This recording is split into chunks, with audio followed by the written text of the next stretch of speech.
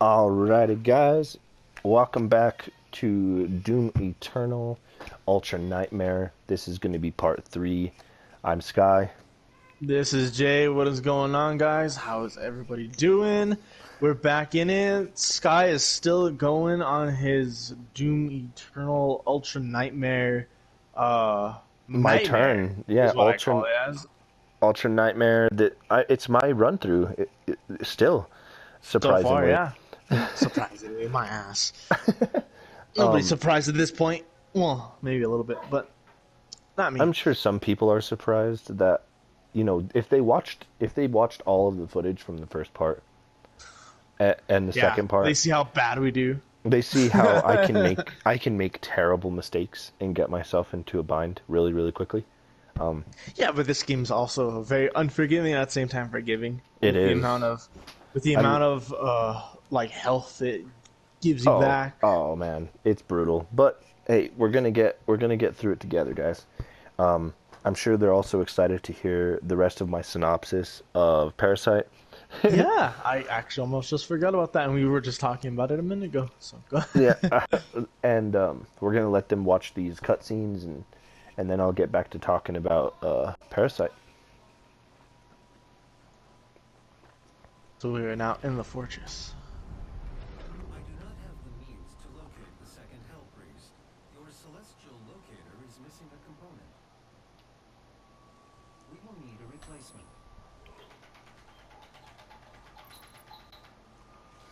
Exalted. Alrighty. Ooh, you got the flame belt. You have no idea how much this helps, man. You have no idea. No, I do know. I do know. Have you Not played it on having it. Nightmare yet? No, but not having it is the absolute worst.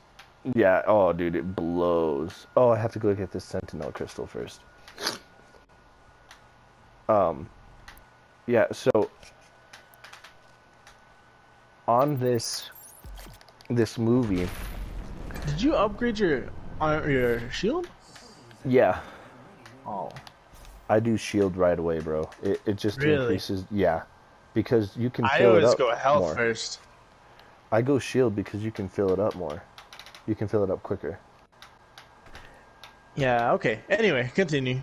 Parasite. All right, so this the guy had just the daughter, the son, and the husband. They're all working for this family. So the son just found out that the daughter loves peaches, but the nanny is allergic to peaches. That's why they can't have them. Okay. So he finds out she's allergic to peaches, huh? So here's where things get real fucking crazy. Okay. To me, bro, it started getting a bit hairy in this situation. Okay. So they decide that they're gonna peel off the hairs off of a peach, and they put them in little vials, and they just kind of flick them on her. Okay, they're like throwing it on this maid, and she starts sneezing and having like little allergy attacks. So she goes straight to the doctor, and the dad is actually waiting at the doctor to take a selfie, to make sure that he gets a picture of her in the background at the doctor. And yeah, dude, so it starts getting really weird. So he gets this picture, and they're at their house practicing lines for a script that the son had written, and they're fucking convincing the heiress that her maid has tuberculosis. Allah. Yeah, because of all the coughing and the sneezing that she's been seeing recently. The mom like flips the fuck out. She loses her damn mind about it. And no joke, dude. They Oh, I hate those fucking demons. yeah, I don't really flying like ones. very many of them. There's only a few I like. Anyway. So no joke, dude. They stage all this stuff, and they literally practice lines to get it. And the dad kind of like drives the mom around, the heiress around, and tells her about it, and they go back to the house and make sure that she coughs in front of the heiress again. And when she does, they go to the trash can and they put hot sauce in the fucking on the napkin that she was using. Okay. Yeah, dude. So they do that so that it looks like she has TB, tuberculosis. Yeah. So they fire the nanny and all this shit, and the driver is driving around the Mr. Park, the rich dude. And he decides, you know, oh, here's a business card. I was gonna go work for this company before you hired me. And it's a cleaning service company. It's not real. The fucking receptionist is the daughter, and it's a convincing ploy, bro. They get the mom hired as a maid, but the mom doesn't know how to be a maid. She doesn't know how to cook or nothing, really. So it's like, yeah, it becomes this big old problem. And so anyhow, they find out at that point that the son of the rich guy, he has epilepsy. Like he gets seizures. And he got a seizure because he thought he saw a ghost when he was a kid or whatever. So everyone's hired at the house. They're really happy that they're making all this money. And the rich family is gonna go camping. Okay. That's all fine and good. So they show up at their house while they're camping and start drinking their whiskey and stuff like that. And it's raining like a bunch at that time. So halfway through their little like drinking binge, someone's at the video camera, like for the house, and it's the old nanny, and she's got like a black eye and she's like cut up and shit.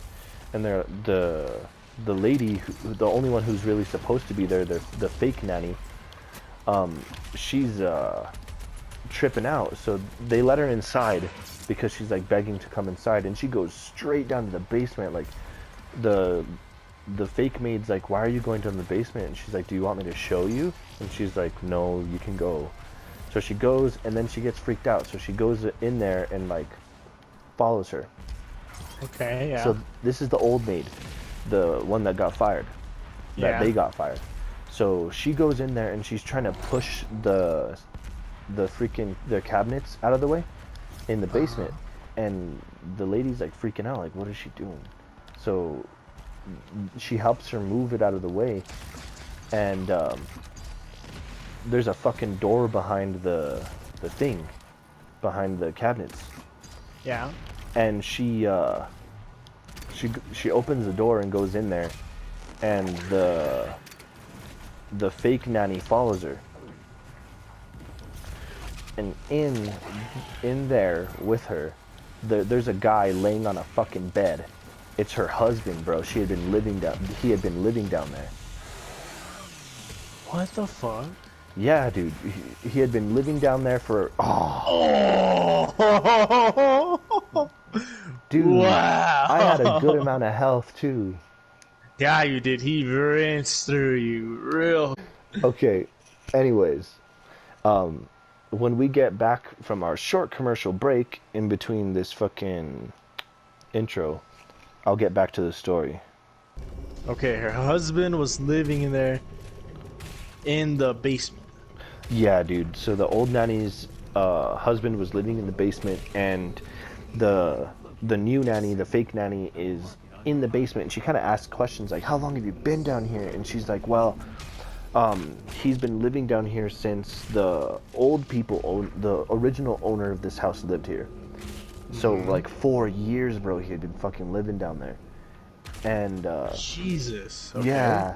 So what does he do? Is he like handicapped, or is he just like a normal guy that just lives down there? It's the old nanny's husband. The reason he's down there is he's hiding from debt collectors that are like threatening to kill him.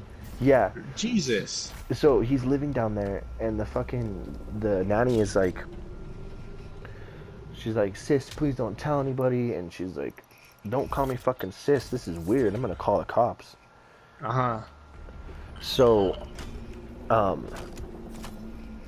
meanwhile, she's standing there, and the husband, the brother, and the sister are all kind of like eavesdropping right at the door that, like right before you get into the actual bunker. And there's a couple of hallways that like zigzag.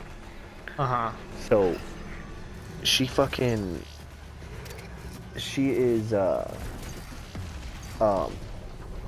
she's like listening to this girl like plead for her not to call the cops, and then all three of them fall out of that little crevice. And the nanny fucking, yeah, they trip. Oh, okay. And the nanny kind of like wises up to what's happening because she knows who all of them are. She worked with the first three of them before the mom got hired. Yeah. And she's like, she starts recording on her phone, like all these people in the fucking house just laying on the ground and shit. Oh, fuck me, I'm an idiot. Yeah, so once they've finished that recording, once she finished recording it, she like basically holds them ransom with it. Like, I'll send it to the owners, I'll ruin what you have going here. And so she has them all with their hands up in the fucking living room. Oh. Yeah, dude. And she's like pretending to be Kim Jong-un from North Korea. Yeah. And then the mom just rushes her and tackles her and shit. And they're just wrestling over the phone, so nothing crazy is like really happening. They're fighting over the phone, and then the nanny, they get the phone away from her, they hold her down, and the phone rings, and she goes and she's like, hello? And it's the heiress on the phone. She's like, hey, do you know how to make the randang noodles? And she's like, yeah, you know.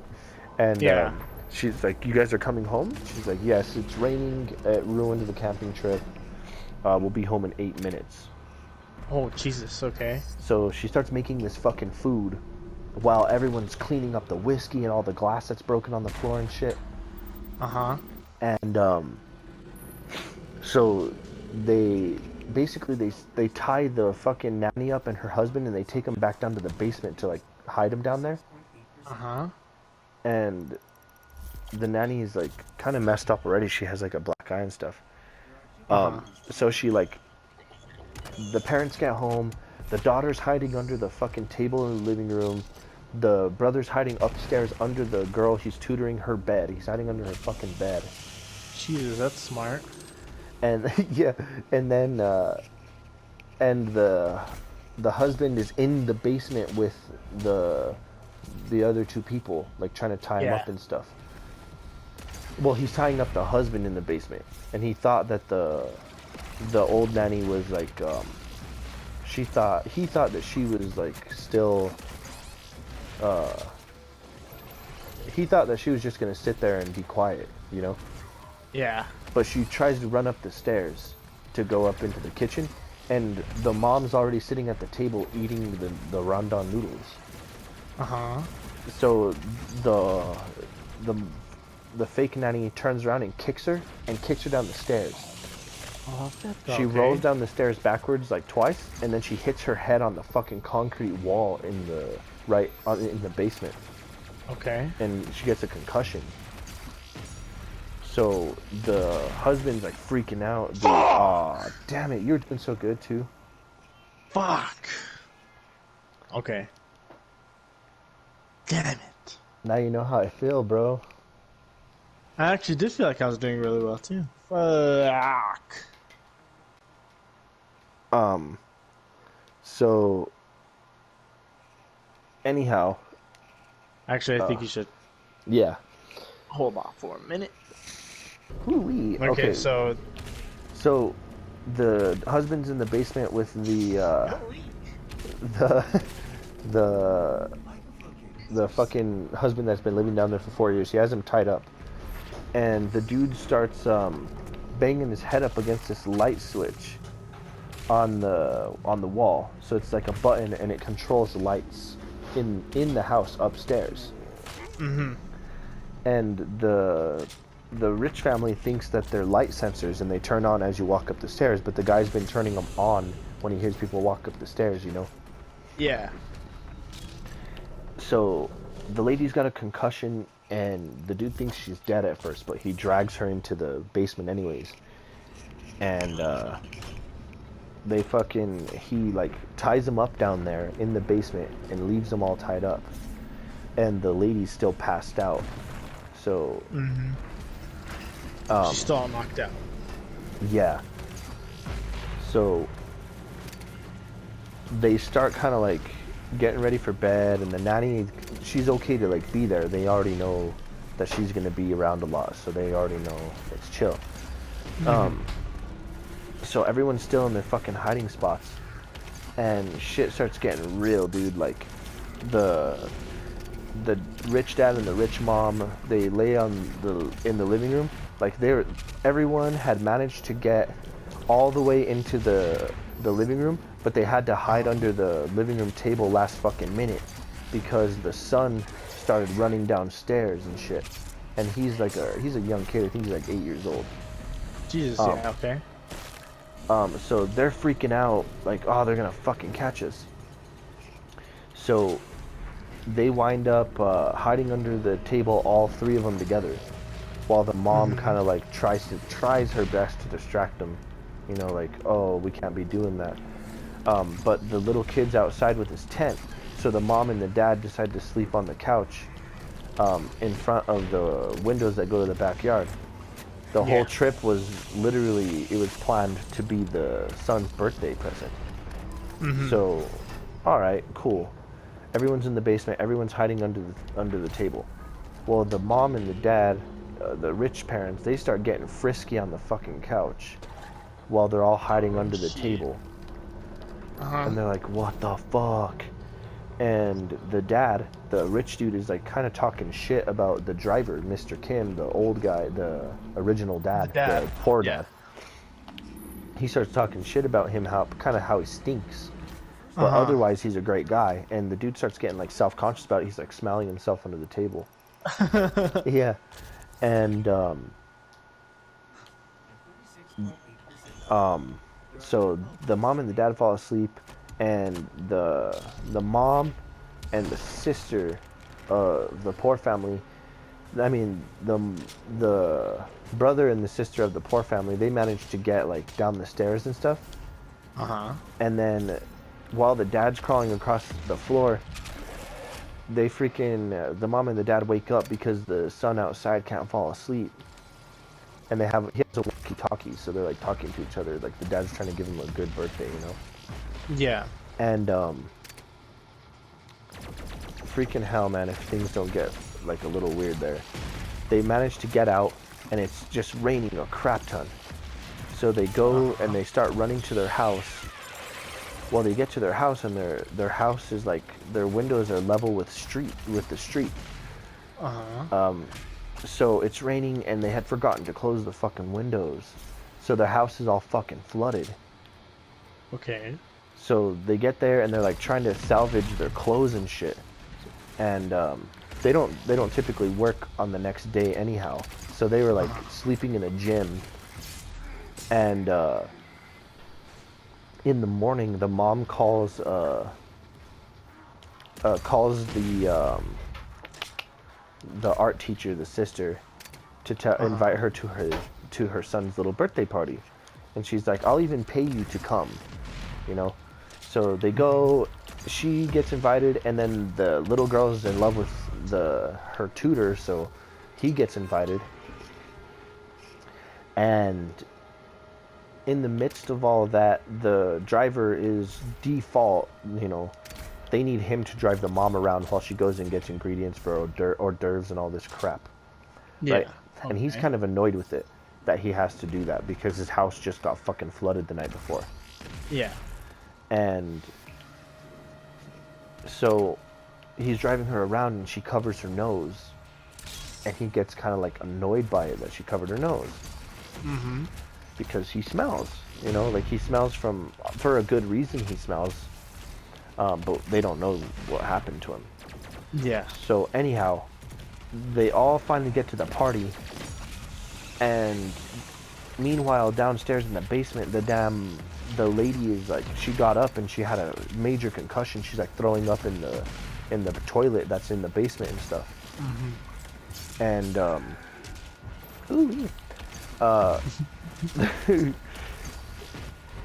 So she tells the guy with You're the dead. what the You're hell? dead. I got stuck. Did you see that? Yeah. The moment you got stuck, did you not hear me? I was like, "You're dead. I You're couldn't done. fucking That's move it." at all. That was bullshit. Here's the remote. All right. So we'll resume the story here in a little bit. Okay. All right, guys. So, like, anywho, meanwhile in the basement, the guy has been banging his head up against the light with Morse code, trying to get someone's attention, and he has like this unhealthy obsession with Mr. Park. And upstairs, they're having this the rich guy. Oh, okay. So they're having this nice little party, and the dad and Mr. Kim are like hiding behind bushes dressed as Indians, and they're like, all right, so the art teacher's gonna come out, we're gonna jump out, try to attack her, and my son's gonna save the day, we're gonna make his birthday. And the poor dad kind of like looks at him and he's like, you do love your wife, don't you? He's like, she's making all this happen, she's kind of making you do this. He's like, but you're trying your best. And the dad's like, yeah. He's like, think of this as part of your work. And he kind of like looks at him weird. And Mr. Kim's like, okay, fine, I'm chill with this. So the guy's going crazy in the basement, and the son is upstairs with their daughter making out with her. Okay.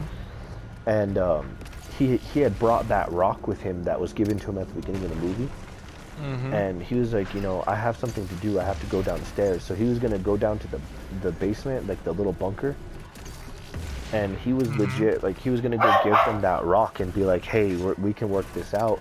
But the dude, so the guy's wife wound up dying down there from that concussion. She died? Yeah, she wound up fucking dying down there. Shit. Yeah, dude.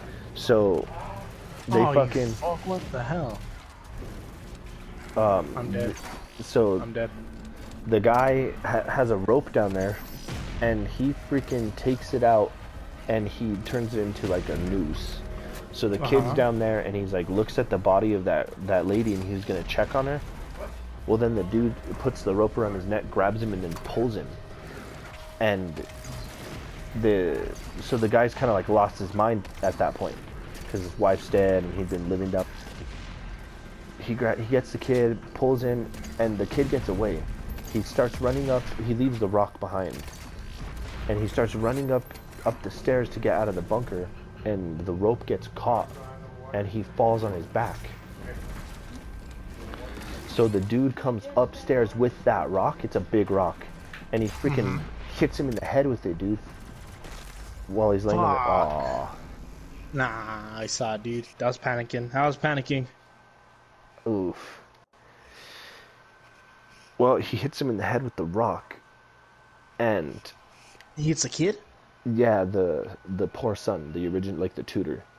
Yeah. So he hits him in the head with that rock, and then he kind of like looks around, and then he picks the rock up again, and then hits him in the head with it again. And then we pause. Yeah. He hits him again in the head with the rock. Yes, he hits him in the head with the So rock he kills him, again. basically. Well, no. So I don't want to like ruin that. Oh my I almost died. Can you believe that? So here's what happens, right? So the dude, he leaves the dude after hitting him in the head. So he goes outside, and he goes up, and he's like, picks up some stuff off of the counter to eat it, and then he grabs a knife off the counter. And he goes outside, and everyone's kind of like having a good time. The art teacher daughter is walking outside with the cake, and the dude comes out, and he's bleeding in the face, right? So he comes out all fucking psycho, and he stabs her in the chest with the knife. Like, he turns her around and stabs her in the chest with the knife. Well, her dad, the new driver, is like behind the fucking thing, and the dude is all covered in blood. So he looks at the little kid, and the little kid gets so fucking scared he has another seizure. So they have to get the kid to the hospital, because his seizures can kill him if they don't get him to the hospital in like 15 minutes or whatever. So they go, the dude's like, get him, not really, but like he's only worried about his kid at that point. Yeah. So, whoa, it started lagging. I thought you all crazy. killed yourself. It started lagging. So, Mr. Kim like goes up to his daughter obviously and starts pushing down on her wound, while the mom is freaking out and the damn psychopath is trying to kill the mom, the maid. And he's like cutting her up and they're fighting. And Mr. Park is like, throw me the keys, because he like kind of realized that things were going haywire and he was trying to save her life. So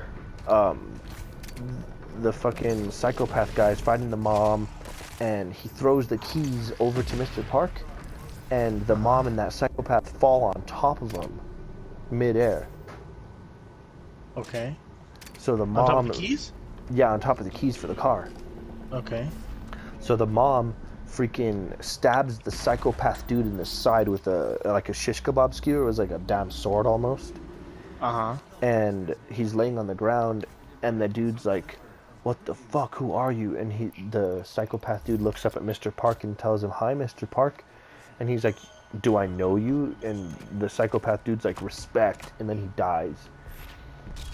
You know, because he had that unhealthy obsession with him, right? Yeah. So Mr. Park goes to flip over the dead guy to get the keys out from under him, and he fucking he plugs his nose,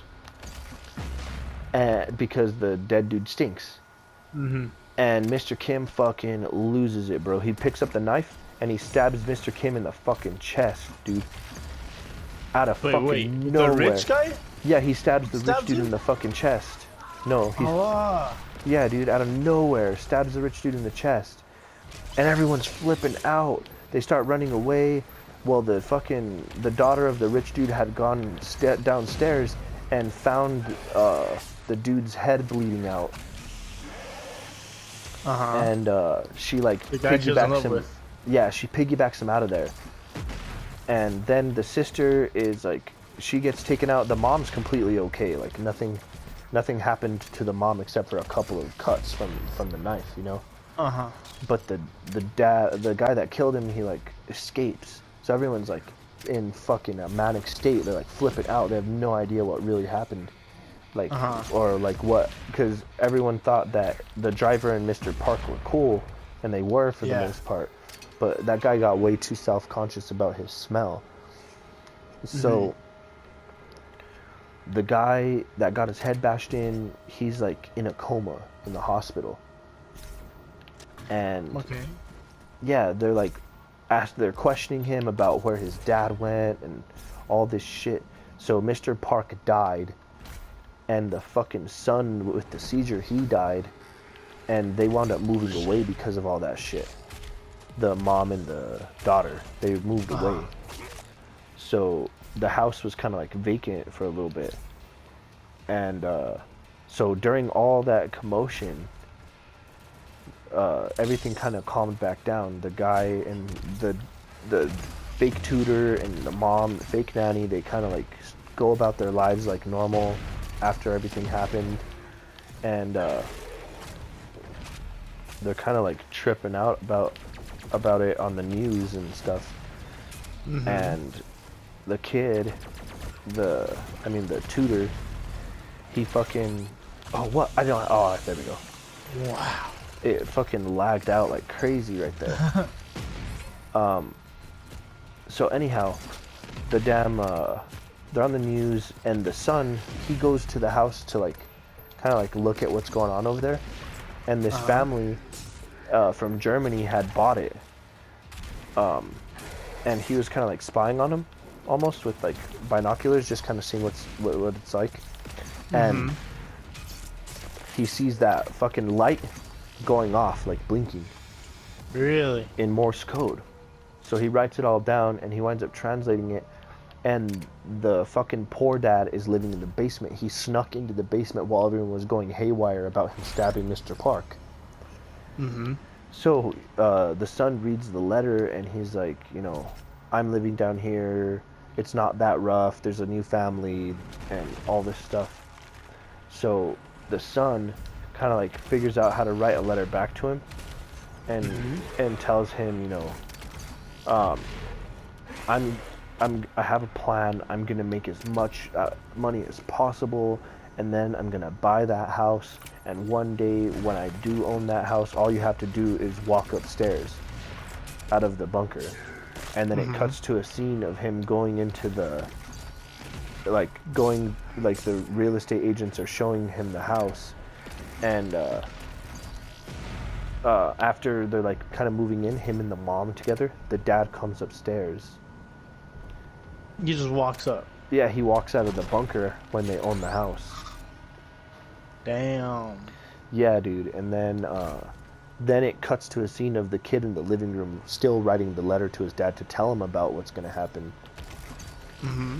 So that's where it ends, like in the living room of their battered down house, with him writing the letter to his dad. Damn. Yeah, dude. It was a wild ride. I'm sure it was, dude. Yeah. I'm sure it was. It sounds crazy, man. From what you were telling me, so basically, this poor ass family. They fake their way into working for him. Yeah. They turn into parasites and all manage to infiltrate this other rich family. Yeah. Take over. Well, they like their entire life, basically. Like didn't like just the jobs of the people that were doing that before. Yeah. Okay. So they do that. The only And thing then that all like of a sudden fucked it all everyone up- goes fucking psychopath. No, it was only the guy that was living in the basement for 4 years, dude. Like, if it weren't for him, nothing would have happened. Yeah, I guess. Like, the damn, everyone was chill. Everyone was fine. Like, the daughter was in love with her tutor. I feel like the not being able to cook part would have eventually gave it away. Yeah, but they just fire her. Like, Yeah. that wouldn't have been that big of a deal in the grand scope of things. And even then, they had 3 people working there. Like, that family, they all had a job. I mean, they all worked for the same family, and that's nepotism after all, but they didn't know. It's not like they were actually going to hurt them or anything like that. They weren't stealing from the family. Yeah. And for the most part, they were actually, Ooh. I was about to fucking shoot his turret, too. I know, you had a... Yeah, we can call it here, but... So I'm gonna wrap up the synopsis then. Alright. The fucking... I mean, so, like, they wouldn't have known. They wouldn't have known if it weren't for that old nanny with her husband in the fucking basement. Yeah, he just kind of went fucking psychopathic. So, I'm gonna show you the new skins right before we completely wrap up here. Alright, buddy. Damn, it's taking a little while. Oh yeah, so check it. So here's the skin for the pain elemental. That's a skin? Yeah. Huh. It doesn't look much different. That's why I said it's not like the coolest. Oh, and then that's look at that. cool. Yeah, it's fucking sick, dude. Is it only for that gun? Is it for all? Nah, it's just for that one. That's still sick as fuck, though. It is, dude. And then you can't tell like too much what's different, but he's got like desert camo almost on him. Mm-hmm. And then right here, that's cool. Yeah, the desert camo for the gun. So yeah, that's kind of what it is. That's what it looks like. You unlocked something. Yeah, it was just an icon. Oh, okay. Yeah, little player badge. See the title. Veteran. Vet. Yeah. Anyways, this was Sky. Alrighty, guys. This is Jay. Thanks for tuning in for another attempt at Ultra Nightmare. We got pretty far this time. You got pretty far this time. But now it's kind of back to square one, so I hope y'all are looking forward to part 4. Hopefully I get further. Maybe I'll get far enough and then we'll pick up from that point. Yeah, we'll see. Alright, anyways, guys. Signing off. We will catch you in the next one. Peace out. Peace out.